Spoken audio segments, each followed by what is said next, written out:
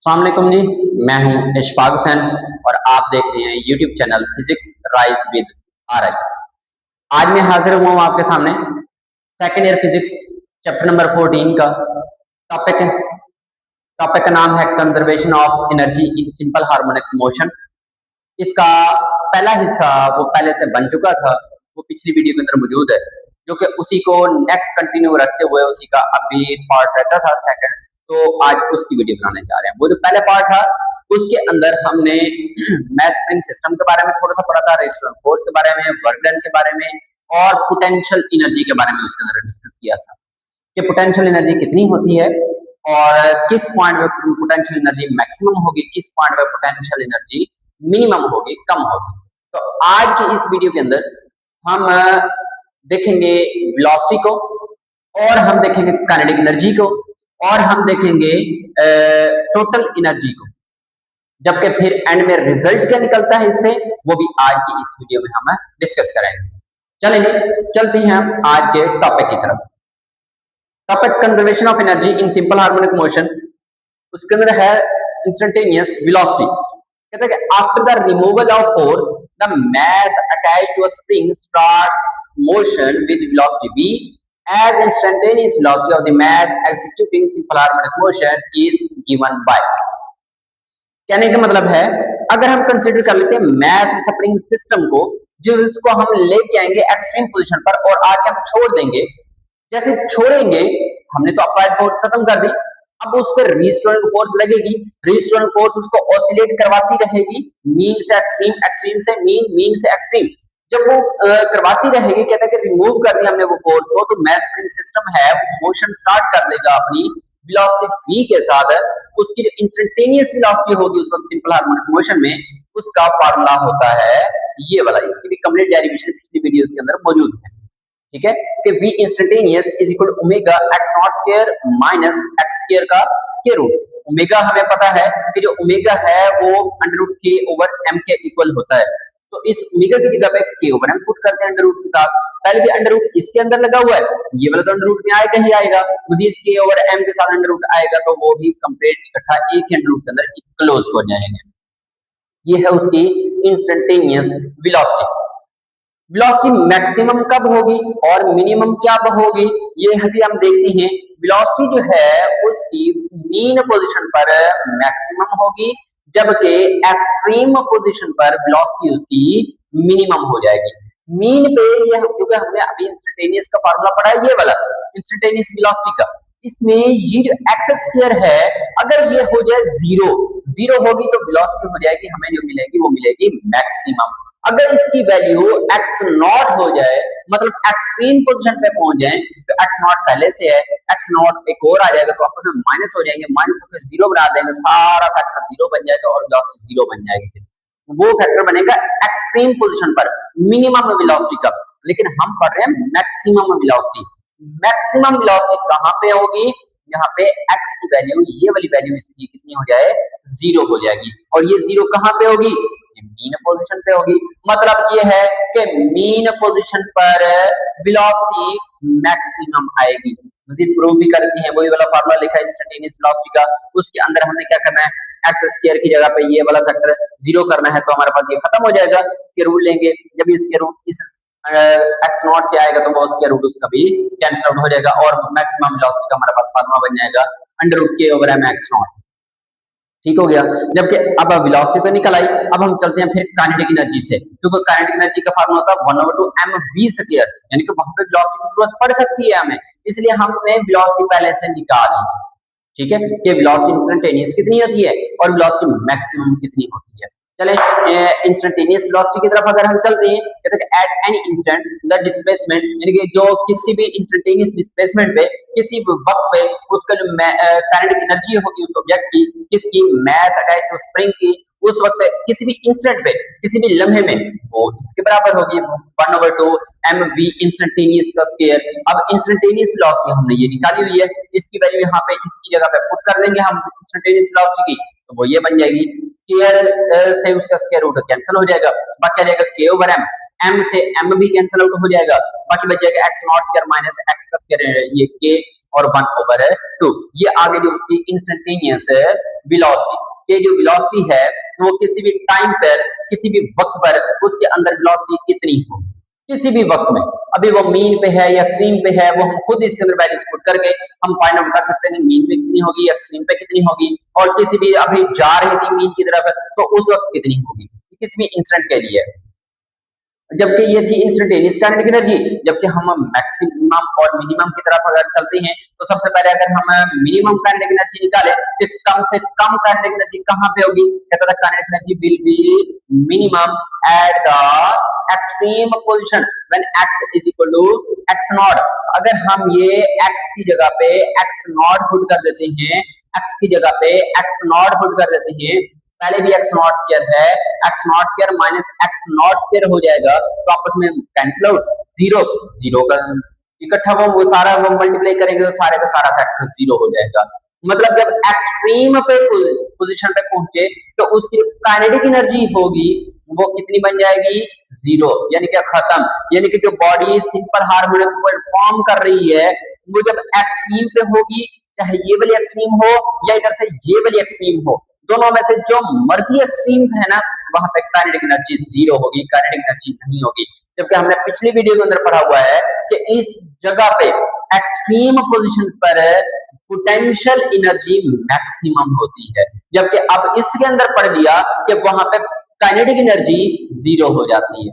यानी कि जहां पे पोटेंशियल मैक्सिमम है वहां काइनेटिक जीरो हो गई। जबकि अब हम देखते हैं कि काइनेटिक मैक्सिमम कहां पे होगी, काइनेटिक एनर्जी है जो वो मैक्सिमम होगी, कहां पे मैक्सिमम होगी, मीन पोजीशन पर। यानी कि जहां पे x की वैल्यू कितनी हो जाएगी, x की वैल्यू जीरो हो जाएगी, वहां पे काइनेटिक एनर्जी मैक्सिमम हो जाएगी।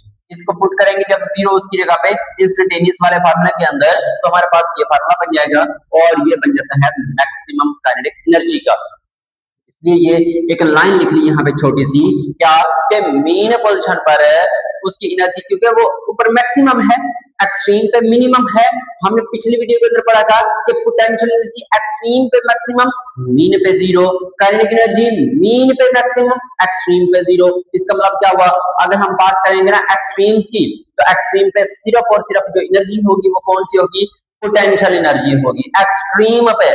जबकि मीन पे कौन सी एनर्जी होगी, सिर्फ और सिर्फ काइनेटिक एनर्जी होगी। कहता है at mean position the total energy is entirely kinetic energy. Total energy होगी वो सिर्फ और सिर्फ काइनेटिक होगी, कहां पे, मीन पोजीशन पर।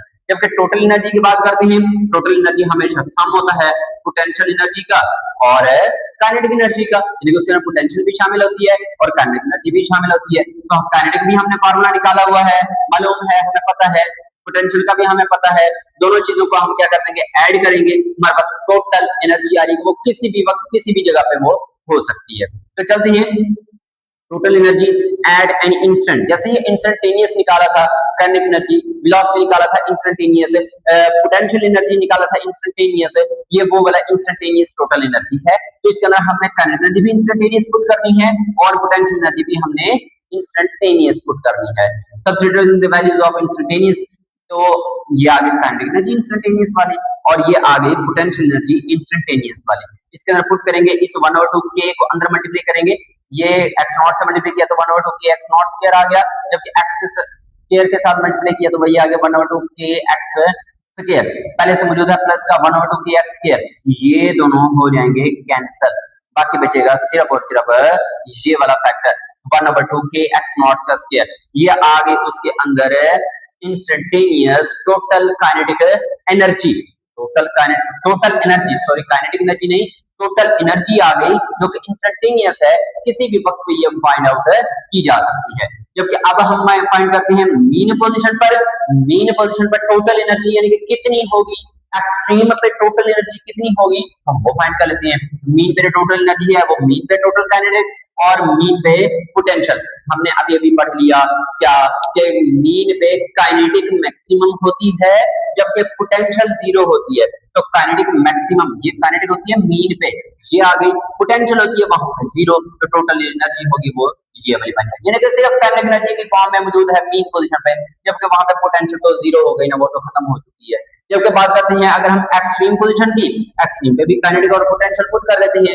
एक्सट्रीम के अंदर जो काइनेटिक है वो जीरो है, काइनेटिक है जो वो 0 है, जबकि पोटेंशियल एनर्जी एक्सट्रीम के अंदर वो होती है 1/2 k x नॉट का स्क्वायर। मतलब ये है कि वहां पे सिर्फ और सिर्फ पोटेंशियल एनर्जी होगी कहाँ पे, एक्सट्रीम पोजिशन पर।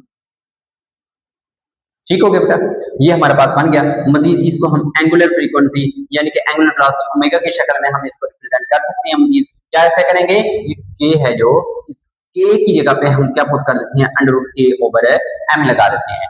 √k/m इस साइड का दोनों साइडों पे ले लिया स्क्वायर, स्क्वायर लेंगे तो ये कैंसिल आउट हो जाएगा, बन जाएगा omega square is equal to k/m बन जाएगा। यहाँ से k की वैल्यू कैलकुलेट करेंगे तो m आएगी, इसके साथ आकर मल्टीप्लाई हो जाएगा, ये आ जाएगा k is equal to m omega square बन जाएगा। ये k की वैल्यू को अब यहाँ पे पुट कर देंगे, हमारे पास आ जाएगा total energy is equal to 1/2 m omega square x naught का स्क्वायर। ये है बेटा आज का हमारा ये टॉपिक जो कि है total total energy conservation of in simple harmonic motion. इससे अब हमने क्या कंक्लूड कर लिया, क्या हमें वो नताइज क्या मिले, हमें नताइज ये मिले हैं कि जो मीन पोजीशन होती है और जो एक्सट्रीम पोजीशन होती है, ठीक हो गया, जो मीन है और एक्सट्रीम है, फर्ज कर ले ये हमारे पास है जी एक्सट्रीम पोजीशन, ये वाली है जी एक्सट्रीम पोजीशन, जबकि ये है सेंटर में मीन पोजीशन, ये मैं बना रहा हूं, ये है सेंटर में मीन पोजीशन। ठीक हो गया, मीन सेंटर में, एक्सट्रीम ऊपर और लोअर एक्सट्रीम नीचे।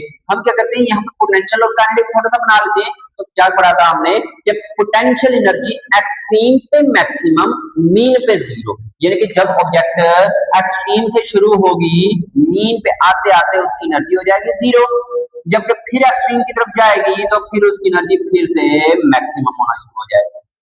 जब काइनेटिक एनर्जी की बात करते हैं तो वो एक्सट्रीम पे है ऑलरेडी से 0, वो पहले से है 0, जबकि जैसे मीन की तरफ चलती जाएगी तो उसकी एनर्जी मैक्सिमम होती जाएगी, बढ़ती जाएगी, ये मैक्सिमम एनर्जी आ गई। और यहाँ से जब वो फिर एक्सट्रीम की तरफ जाएगी तो फिर उसकी एनर्जी फिर से कम होना शुरू हो जाएगी, यानी कि इस जगह पे ये काइनेटिक एनर्जी जो है वो है मैक्सिमम और इन जगह पे जो है वो पोटेंशियल एनर्जी है वो है मैक्सिमम। जबकि ये वाली जो पोजीशन है, ये वाली जो पोजीशन है, इस जगह पे क्या होगा, ये पोटेंशियल एनर्जी है वो होगी मैक्सिमम, पोटेंशियल एनर्जी मैक्सिमम है, जबकि काइनेटिक एनर्जी है जो वो क्या होगी, वो होगी मिनिमम। ये रिजल्ट निकलता है इसमें से। आज हमने देख लिया। और मजीद जो काइनेटिक, ये जो टोटल एनर्जी होगी, जो टोटल एनर्जी है ये प्रोपोर्शनल होती है एक्स नॉट स्क्वायर के, ये एम्पलीट्यूड के स्क्वायर के क्या होती है, ये प्रोपोर्शनल होती है।